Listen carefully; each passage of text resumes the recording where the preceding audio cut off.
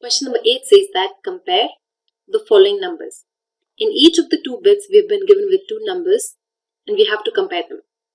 We'll start with the first bit. In the first bit, we have 2.7 times 10 raised to 12.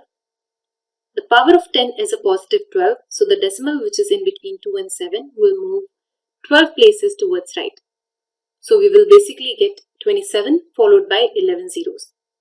Now coming to 1.5 times 10 raised to 8. We again see that the power of 10 is positive, a positive 8, and the decimal which is between 1 and 5 will now move 8 places towards right. So we will get 15 followed by 7 zeros.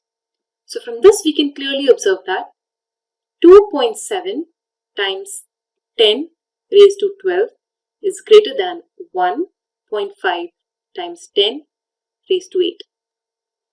One more conclusion that we can draw from this is, whenever two numbers are expressed in their standard form, then we can clearly say that the number with a greater power of 10, the base 10, will be greater than the other one.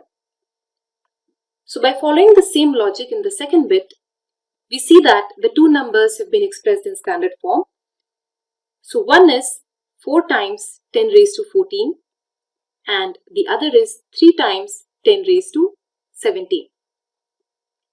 So the one with a higher or a greater power of base 10 is 3 times 10 raised to 17.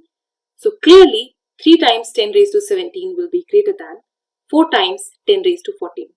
And this is how we can compare numbers which are expressed in standard form.